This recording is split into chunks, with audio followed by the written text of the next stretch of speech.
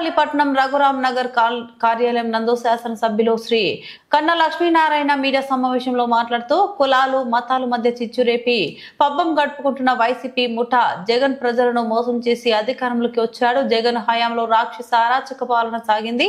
శవాలతో రాజకీయం చేస్తున్న జగన్ రాక్షసుడని వదిలించుకొని రాష్ట్రం ప్రశాంతంగా ఉంటే ఓర్వలేక కులాల మధ్య మతాల మధ్య చిచ్చు పెట్టి వైసీపీ ముఠా రాజకీయ పబ్బం గడుపుకుంటున్నారు. 2024 ఎన్నికల్లో జగన్ కు దారుణంగా బుద్ధి చెప్పిన ప్రజలు కులాల మధ్య చిచ్చుపెట్టి లబ్ధి పొందేందుకు ప్రయత్నం చేస్తున్న జగన్ ప్రతిపాడులో మహిళ ఆత్మహత్య చేసుకుంటే వైసీపీ నాయకులు శవ రాజకీయం చేశారు. మాజీ ఎమ్మెల్యేలు ఎంపీలకు బూతులు తిట్టే స్క్రిప్ట్ జగన్ దగ్గర నుంచే వస్తుంది. శవాల దగ్గర వైసీపీ నాయకులు గుంట నక్కలుగా కాచుకొని కులాలను రెచ్చగొడుతున్నారన్నారు. ఎక్కడ పెద్ద వాటర్ స్టాగ్నేట్ కాకుండా ఎక్కువ స్టాగ్నేట్ కాకుండా చూసాము.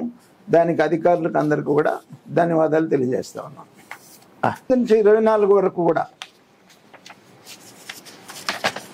వాళ్ళ ఎమ్మెల్యేలు కానీ మంత్రులు కానీ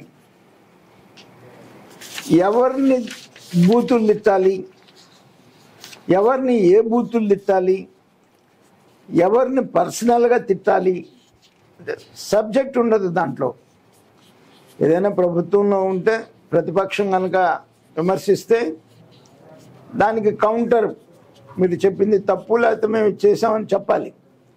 కానీ ఆ సంస్కృతి ఆ సంస్కారం ఎప్పుడూ లేదు ఆ పార్టీకి. బూతులు తిట్టడం తప్ప ఆ బూతుల స్క్రిప్ట్ అంతా కూడా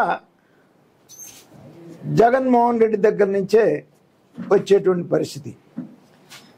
ఇవాళ ఈ స్క్రిప్ట్ కూడా ఎక్కడ ఏ చిన్న ఇన్సిడెంట్ జరిగినా దాని కులాల మధ్య చిచ్చు పెట్టాలనేటువంటి ఒక ప్రయత్నం విపరీతంగా చేస్తున్నాడు. దానికి తగినంత దుష్ప్రచారం కూడా చేస్తున్నటువంటి పరిస్థితి ఉంది. దాన్ని తీవ్రంగా నేను ఖండిస్తూ ఉన్నాను. మరీ ముఖ్యంగా ఎందుకంటే ఇవాళ ఎన్డీఏ కూటమిలో తెలుగుదేశం, భారతీయ జనతా పార్టీ, జనసేన 3 పార్టీలు కలిసి ఉన్నాయి కాబట్టి ముఖ్యంగా కాపు కమ్మ మధ్య రిఫ్ట్ తీసుకురావాలని,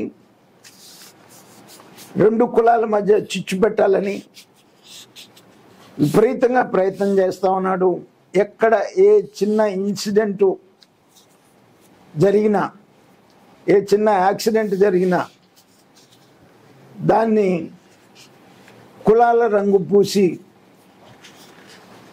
కులాలకు అంటగట్టి దుష్ప్రచారం చేస్తూ ఉన్నారు. జగన్మోహన్ రెడ్డి ప్రజలు నీకు బుద్ధి చెప్పినప్పటికీ కూడా ఇంకా బుద్ధి వచ్చినటువంటి పరిస్థితి కాదు.